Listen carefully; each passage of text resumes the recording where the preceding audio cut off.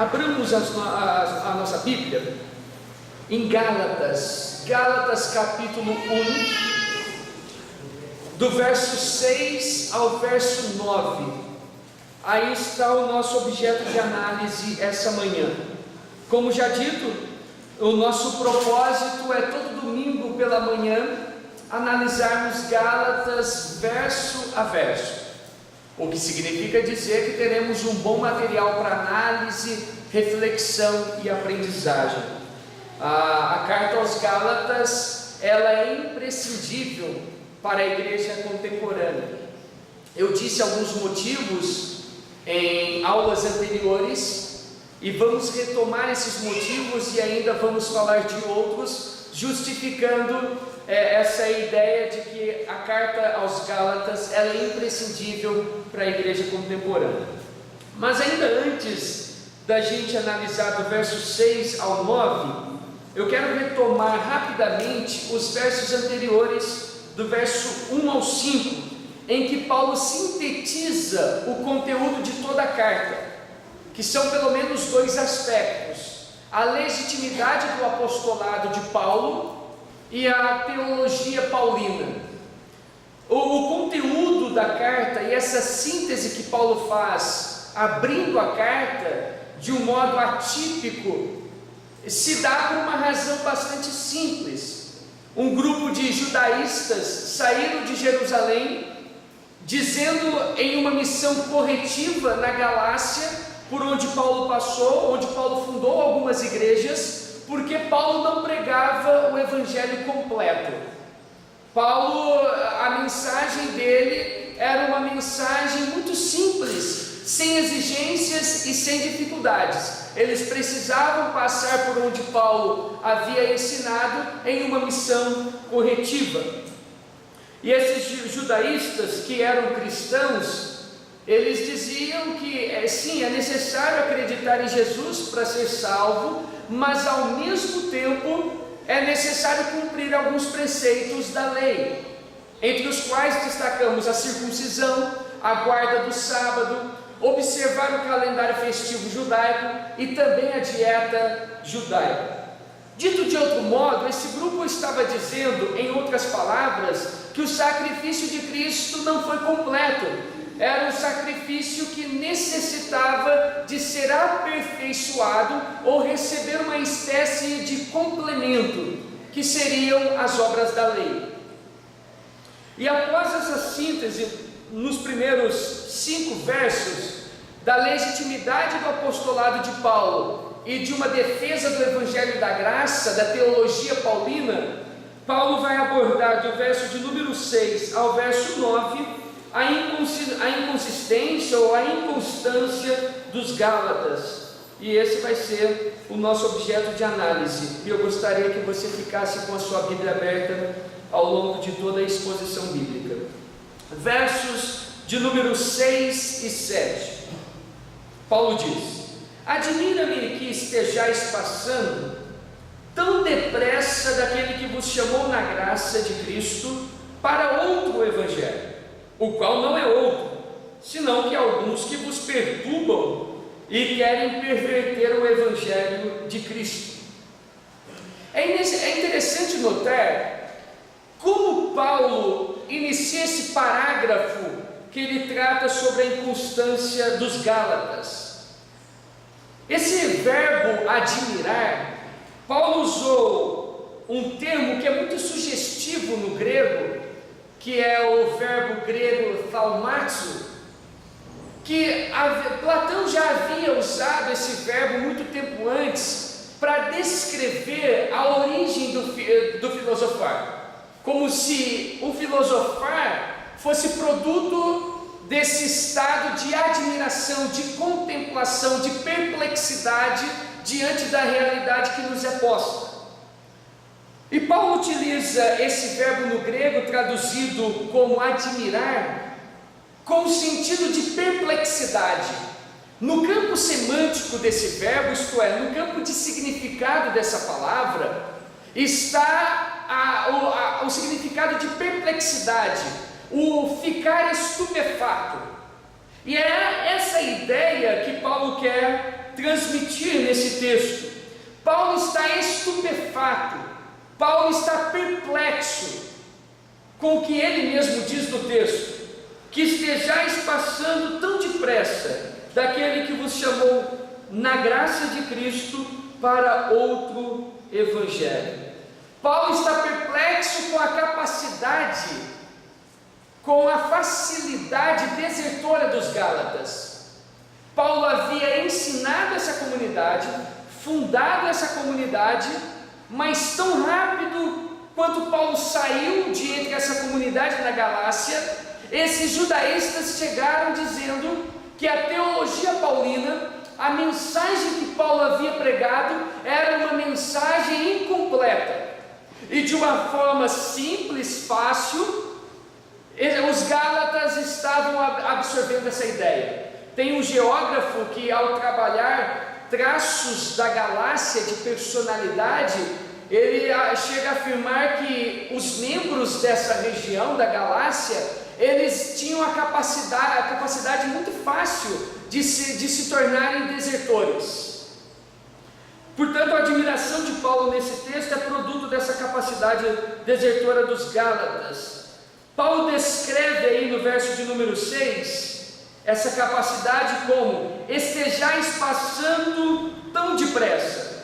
E aqui novamente eu quero destacar o termo que Paulo utiliza no grego, porque é interessantíssimo. O termo utilizado por Paulo era um termo usado na época para descrever soldados que se rebelavam contra o seu próprio exército, ou pessoas que tinham determinada concepção política, que transferiam a sua fidelidade política para outro partido. Isso acontecia também na área filosófica ou na área religiosa. Pessoa que seguia o estoicismo, por exemplo, e por determinada razão virava um adepto do epicurismo. Essas pessoas eram descritas com o termo que Paulo utiliza no grego, quando traduzido para o português, estais passando, e ele complementa tão depressa, o que envolve a ideia aqui de transferir fidelidade, que por implicação, em termos simples, eles usavam o que nós usamos hoje, era um vira-casaca. Sem razões fundamentais, esses Gálatas estavam se tornando vira-casacas, estavam comprando essa teologia pregada pelos judaístas, que era uma teologia extremamente legalista. Dito de outro modo, Paulo está chamando os Gálatas de imaturos, de pessoas que não refletem, de pessoas que, sem nenhum tipo de fundamento sólido e razoável, passam a ter outra concepção. E essa outra concepção, Paulo descreve como para outro evangelho. Veja o final do verso de número 6. Paulo diz: admira-me que estejais passando tão depressa daquele que vos chamou na graça de Cristo para outro evangelho. No final do verso 6, início do verso 7, se você não fizer uma leitura cuidadosa, acurada, você vai pensar que no início do verso 7, Paulo está se corrigindo ou entrando em contradição. O final do verso 6 diz: para outro evangelho. Início do verso 7, o qual não é outro. O outro é outro ou não é outro? A questão aqui é muito simples. É que no grego existem duas palavras distintas, diametralmente opostas, para descrever o que seja outro. O primeiro termo que Paulo utiliza, no final do verso de número 6, é heteros, que significa outro de outra substância, isto é, de tipo diferente. Se você estiver fazendo anotação, final do verso 6, Paulo utiliza o termo outro como significado de tipo diferente, é outro de outra substância. E o início do verso de número 7, Paulo utiliza outro termo grego que é allos, que significa outro substância, isto é, do mesmo tipo. Então percebam, o que Paulo está fazendo aqui é um jogo de palavras, é um trocadilho no grego, para dizer que eles estavam sendo desertores para outro evangelho de tipo diferente, que na verdade não é outro, porque não existe outro evangelho senão um falso evangelho. Essa é a ideia de Paulo nesse trocadilho no grego que ele faz. Dito de uma forma mais simples, a ideia de Paulo com esse trocadilho é mostrar que os Gálatas estavam indo para um evangelho diferente. Isto é, não era outro do mesmo tipo, era outro de um tipo diferente, com um conteúdo diferente, de natureza diferente e, portanto, por implicação direta, um falso evangelho. Era um tipo de evangelho diametralmente oposto ao que Paulo estava pregando. E aqui cabe uma pergunta bastante elucidativa. Alguém lendo o texto, ouvindo essa explicação, poderia dizer: em que sentido o evangelho pregado pelos judaístas era diferente do evangelho pregado por Paulo? Explique. Se você quer uma síntese do evangelho pregado pelos judaístas, abra sua Bíblia em Atos capítulo 15, verso 1.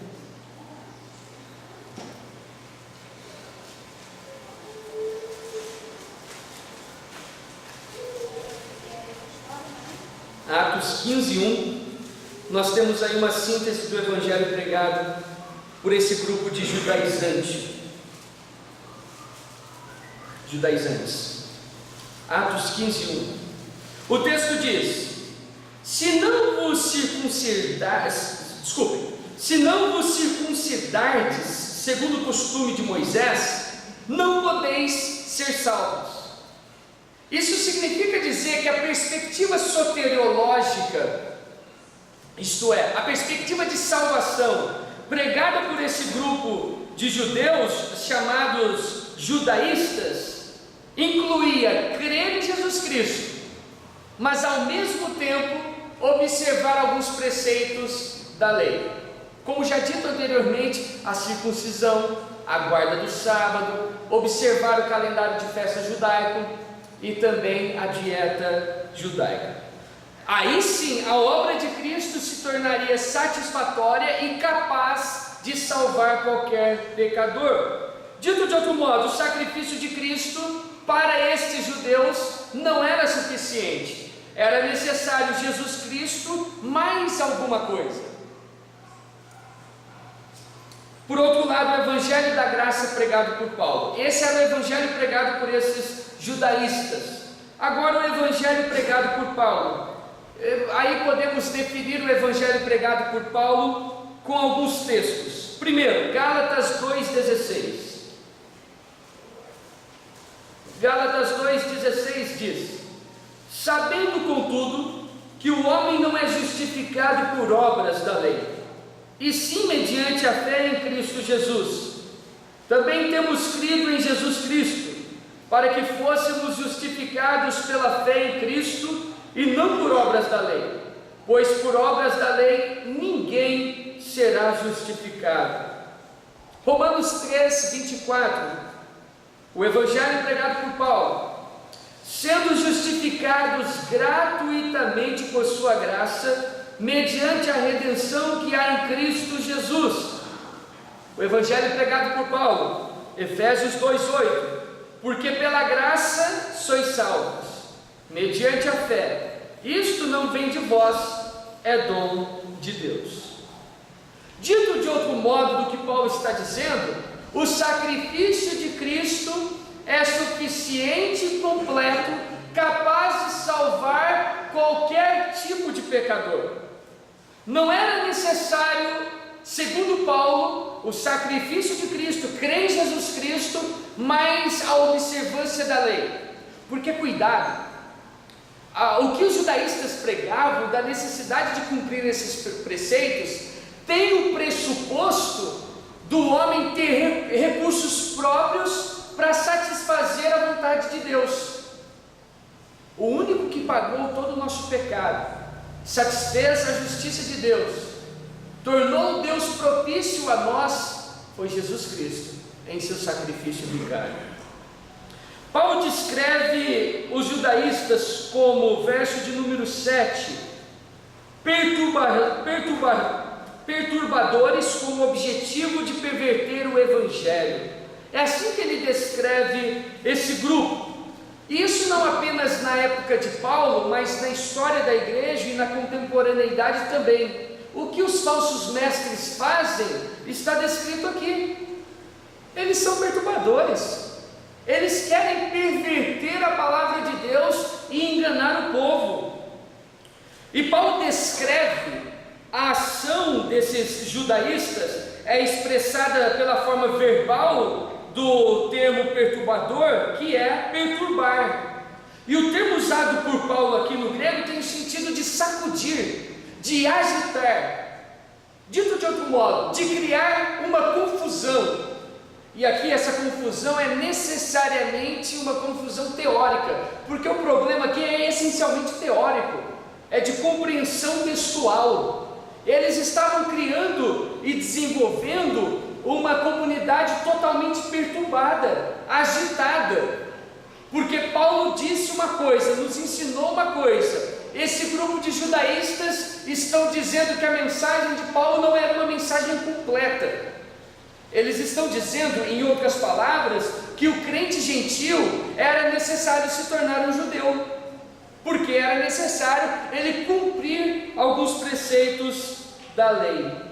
E outro termo que Paulo diz aí para descrever a ação desses falsos mestres, ele usa o verbo aí perverter, que tem o sentido de inverter. E esse sentido é muito bem compreendido no texto, porque a mensagem dos judaístas estava invertendo o caminho daquela comunidade, porque eles estavam caminhando na graça de Cristo, à luz da graça de Cristo, e a mensagem dos judaístas, por assim dizer, inverteu o caminho daquela comunidade, porque estava colocando aquela comunidade, aqueles cristãos, novamente em sentido da lei, exigindo de volta a lei, exigindo que aqueles cristãos cumprissem algo que não era necessário. E aqueles cristãos estavam se afastando, conforme Paulo diz no texto, daquele que os chamou na graça de Cristo, e não por intermédio da lei.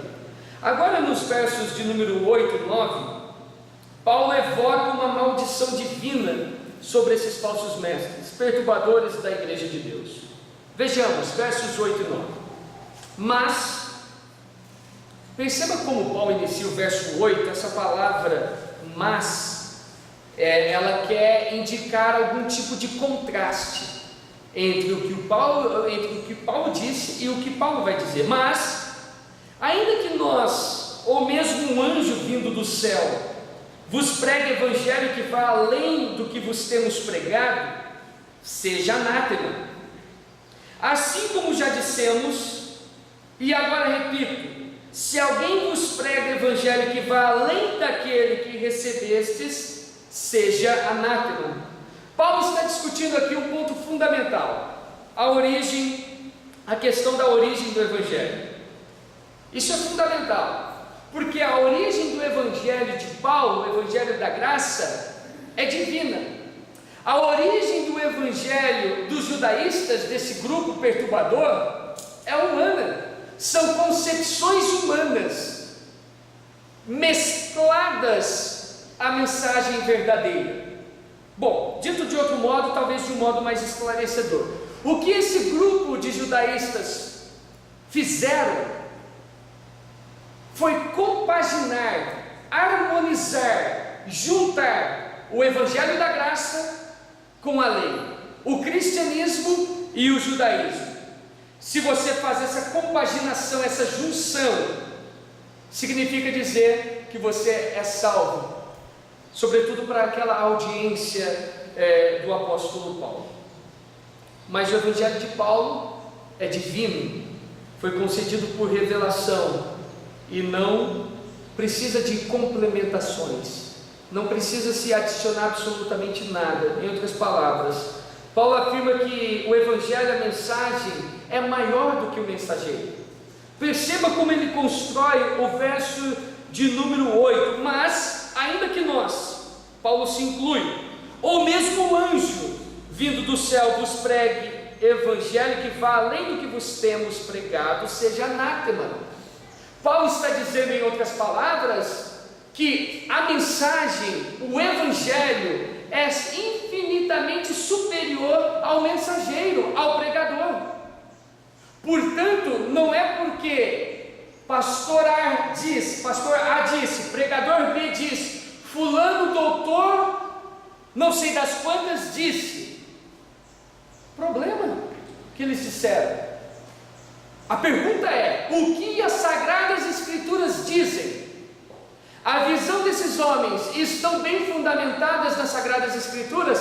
Não, rejeite. Ninguém tem a capacidade ou a autoridade de legislar, já dizia Sproul, sobre a nossa consciência, onde Deus nos deixa livres, onde a Bíblia não nos pede ou não nos exige para que creiamos ou façamos, ninguém pode exigir de nós. Mas ele estudou em tal universidade. Somos tão pensadores, respeitando evidentemente a vida acadêmica desse ser figurativo que nós estamos usando como exemplo, mas o que determina a vida cristã são as Sagradas Escrituras. Porque há muita discussão, em alguns lugares há muita gente falando muita coisa sem ler nada, sem estudar nada. As redes sociais deram vozes a pessoas, para usar um termo aqui, educado, estamos nas redes sociais, pessoas despreparadas, e aí nós temos de tudo. Cuidado, o que as Sagradas Escrituras dizem, porque o único infalível, que não há margem de erros, são as Sagradas Escrituras. Teólogo A, pastor B, embora sejam bons pensadores, são falíveis, mas as Sagradas Escrituras são infalíveis e regem a nossa vida. Paulo estava consciente, quando ele escreve os versos 8 e 9, de que o que estava em jogo eram duas coisas inegociáveis, queridos: a essência do Evangelho e a glória de Cristo. E evidentemente, no aspecto da glória de Cristo, o sacrifício vicário de Cristo. E portanto Paulo não mede palavras para amaldiçoar falsos mestres. É por isso que nós não podemos, queridos, de maneira nenhuma ter nenhum tipo de relacionamento com falsos mestres, com pessoas que não pregam as Sagradas Escrituras, com pessoas que usam do ministério como subterfúgio para ganhar dinheiro. Foram incompetentes na vida acadêmica, na vida profissional, não se realizaram, agora buscam a vida ministerial como uma porta de escape para enganar pessoas simples. Que Deus tenha piedade desses ou os lance no inferno, porque eles estão atrapalhando muitas vidas. Brasil afora, pessoas simples que estão à procura de Deus com problemas, erram a porta e caem dentro dessas igrejas. E esses falsos mestres não estão preocupados com a vida espiritual dessas pessoas, com o problema existencial dessas pessoas, mas sim com o que essas pessoas podem proporcionar em termos financeiros. Paulo está tratando eles como desaprovados por Deus e malditos. Esse é o termo que Paulo utiliza: seja anátema. Dito de outro modo, malditos, amaldiçoados, desaprovados por Deus. E interessante como Paulo constrói o texto, porque ele quase que repete o verso 8 no verso de número 9. Veja o que ele diz: assim, como já dissemos e agora repito, se alguém vos prega evangelho que vá além daquele que recebestes, seja anátema. E é interessante que Paulo, se você comparar os dois versos, Paulo muda apenas uma coisa. Veja, no verso de número 8, ele utiliza as palavras que vos temos pregado, e no verso de número 9 ele utiliza as palavras que recebestes, ou daquele que recebestes. A ideia envolvida aqui nessas palavras, daquele que recebestes, é a ideia de ensino. Aqueles cristãos foram ensinados pelo apóstolo Paulo, e portanto eles tinham um padrão avaliativo. O problema do desconhecimento, o problema das pessoas simples, o problema daqueles cristãos que não se preocupam em participar de culto de ensinamento, reunião para estudo, ou não leem as Sagradas Escrituras em casa, que eles ficam desprotegidos porque não conhecem. Esse não era o problema daquela comunidade, porque aquela comunidade havia sido ensinada por Paulo, e portanto eles tinham como avaliar a teologia desses judaístas. Mas mesmo essa comunidade, tendo por ensinador Paulo, eles estavam comprando uma teologia legalista, uma teologia que pressupunha a capacidade humana de satisfazer a Deus.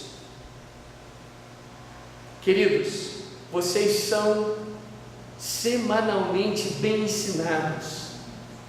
O padrão de avaliação de vocês é o ensinamento que vocês recebem aqui e as Sagradas Escrituras. Não aceite uma vírgula a mais que não esteja nas Sagradas Escrituras, não importa quem está falando, seja Luiz Sérgio, pastor Cristiano, pastor Luiz Eduardo ou outros. Se não estiver nas Sagradas Escrituras, deve ser rejeitado, definitivamente. A nossa única regra de fé e prática são as Sagradas Escrituras. Eles poderiam avaliar, mas se tornaram, ou estavam se tornando, porque como Paulo escreve aqui, estáis passando, duas características gramaticais, está na voz ativa e também conjugado no tempo verbal presente, ou aquilo que poderíamos dizer de presente contínuo, estava acontecendo. Aqueles cristãos estavam se tornando desertores, mesmo recebendo o ensinamento do apóstolo Paulo. É por isso que Paulo abre esse parágrafo com tamanha perplexidade, porque Paulo estava perplexo, passou o tempo ensinando aquela comunidade, e agora facilmente eles estavam deixando a graça de Cristo e servindo a uma teologia legalista. E aqui eu abro um parênteses, que eu estou usando esse termo, talvez alguém não conheça o conceito de legalismo. Legalismo é a ideia de que o homem tem condições, à luz dos seus próprios esforços, de cumprir alguns aspectos religiosos para se tornar ou tornar Deus satisfeito com a sua prática. Dito de outro modo, talvez de um modo mais esclarecedor, Deus lhe aceita à luz do seu esforço, porque você cumpriu alguma coisa direitinho. Essa é a teologia legalista. A teologia bíblica paulina é que Deus nos aceita apesar de nós mesmos, apesar dos nossos erros, dos nossos defeitos. É por isso que na minha oração inicial eu disse que o amor de Deus é incondicional, isto é, não pressupõe nenhuma condição para que, se nós satisfazermos essa condição, vamos sim ser aceitos diante de Deus. Paulo diz não a esse tipo de ensinamento. E novamente no verso de número 9, Paulo utiliza o mesmo termo que ele utilizou no verso 8. Ele diz que seja anátema, isto é, maldito, alguém que é desaprovado por Deus. Paulo não poupa palavras quando se trata de falsos mestres e falsos ensinos. Acréscimos ao Evangelho puro colocam em risco a essência do Evangelho e a glória de Deus, e deve ser, portanto, rejeitado, e deve ser tratado por nós com seriedade, não com amistosidade. Eu vejo cristãos tratando erro doutrinário e heresia com certa amistosidade, de forma pacífica. Não, queridos.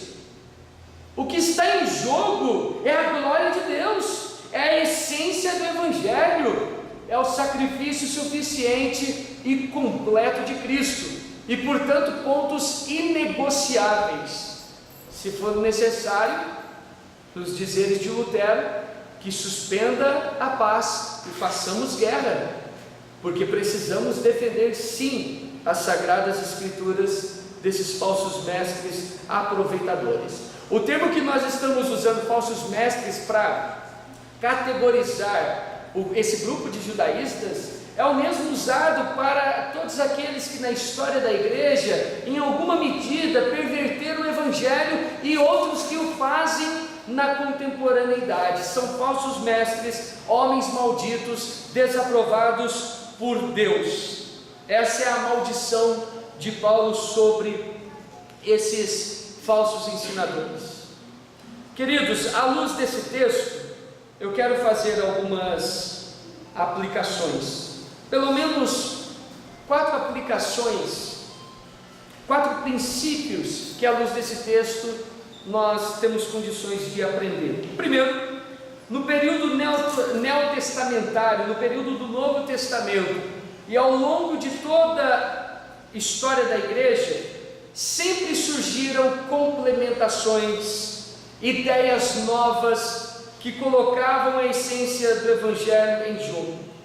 E parece-me que esse velho problema assola a igreja contemporânea.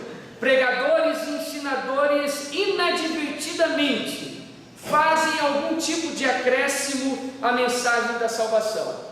Não se contentam em apenas explicar e aplicar o texto. Eles querem ir além do que o texto diz ou do que o texto põe. Devemos rejeitar. Parece-me que está na moda ir às redes sociais e fazer uma live para revelações, vender um trigo, ou um sabonete ungido, ou a reunião disso ou daquilo, a campanha da vitória. Todas essas coisas não são bíblicas e devem ser rejeitadas. Campanha dos 7 dias da vitória, 7 dias da vitória, 7 quartas-feiras, 7 sextas-feiras, com as suas mentes engenhosas e podres, criam subterfúgios para enganar pessoas simples. Estes devem ser denunciados e rejeitados à luz das Sagradas Escrituras. 2. A mensagem ou a mesma acusação que Paulo recebeu naqueles dias, ainda nos dias atuais, pregadores, ensinadores e igrejas bíblicas recebem. Sua igreja está sendo criticada? Glorifique a Deus, porque certamente está falando a verdade. Recebem a mesma crítica de que ensinam o Evangelho sem exigência, sem dificuldade. Já ouviram aquela ideia de que igreja A, você pode fazer tudo? Eles estão dizendo que não tem nenhuma exigência, nenhuma dificuldade, mas não tem mesmo, porque Cristo fez tudo. O sacrifício de Cristo é eficaz, é completo para salvar o mais vil pecador. Estes querem a todo custo, sob teses semi-pelagianas, tornar as obras dos homens necessárias à salvação. É uma espécie de suplemento à obra de Cristo. Normalmente isso acontece sob pressões, são usos e costumes humanos, ameaça de que o cristão vai perder a salvação, necessidade de seguir regulamentos religiosos em estilo farisaico, quando na verdade o Evangelho é puro e simples, que Jesus Cristo salva, que o sacrifício de Cristo foi eficiente e completo para salvar todos aqueles que o Pai o deu. Deus em Cristo traz salvação ao homem, e não os nossos esforços. E aquilo que Deus lhe deu como presente, a salvação, ninguém e nada poderá tirar isso de você. Isso não significa dizer que então, portanto, agora que você é salvo, você vai viver as luxúrias do mundo, Se você tiver essa concepção, significa dizer que você não é salvo, você não é justificado, porque nós salvos entendemos que o amor de Deus nos constrange, que a despeito das minhas imperfeições e misérias, Ele me salvou, e agora à luz da graça que Ele mesmo me dá, eu quero agradá-lo, mesmo em algumas vezes errando, Ele me perdoa, me levanta e eu continuo, não à luz dos nossos recursos, mas à luz da graça de Deus. Terceiro, nos versos 7 a 9, que eu já expliquei, Paulo trata sobre os falsos mestres e pronuncia uma maldição contra eles. Os falsos mestres são perturbadores, eles têm o objetivo apenas de perverter o evangelho da graça. Queridos, quando a essência do evangelho estiver em jogo, a glória de Cristo estiver em jogo, nós precisamos usar o estilo de Paulo e Lutero.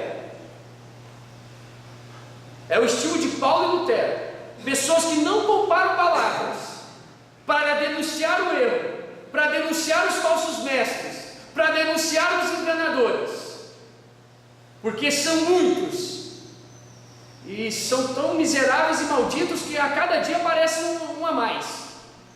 Esses devem ser denunciados, porque comprometem a glória de Deus. E vocês já perceberam que todos nós somos classificados com eles? A concepção que o mundo tem de evangelho, de igreja, é à luz desses infelizes. Alguns deles estão na televisão, outros não, outros andam de cidade em cidade causando perturbação, e nós somos classificados à luz destes. Eles devem ser denunciados. A graça de Deus é suficiente. E por último, eu quero concluir, ao ouvir um tipo de mensagem, qualquer tipo, em qualquer lugar, palavra educativa para a igreja, analise-a à luz das Sagradas Escrituras. Não importa quem proferiu, seja fulano ou cicrano, não, ela deve ser sujeitada ao teste rigoroso das Sagradas Escrituras. Se não passar aqui, seja ensinador A ou B, mas eu gosto dele, não importa o seu tipo de gosto, o importante são as Sagradas Escrituras. Se a mensagem que ele está pregando não passa no teste rigoroso das Sagradas Escrituras, a mensagem deve ser rejeitada. Precisamos respeitar, seguir o que as Sagradas Escrituras dizem, e não formulações humanas. Essa é a mensagem de Paulo, e esses são os ensinamentos para nós essa manhã. E eu quero ter uma palavra de oração com você. Curva a sua cabeça. Senhor Deus, graças te damos essa manhã pela exposição das Sagradas Escrituras. Obrigado que por meio da ação iluminadora do Espírito Santo nós somos levados à compreensão. Mas eu tenho medo, Pai, receio que haja apenas uma compreensão intelectual. Eu oro ao Senhor pedindo que essa compreensão intelectual desça ao coração e tenha implicações na prática diária. Dito de outro modo, Pai, nos dê sua graça para que consigamos viver à luz das Sagradas Escrituras e viver o que for ensinado essa manhã, pensando sempre na glória do Teu nome. Nos abençoe em Cristo Jesus, que o Teu Santo Espírito aplique essa palavra em cada coração essa manhã. Amém e amém.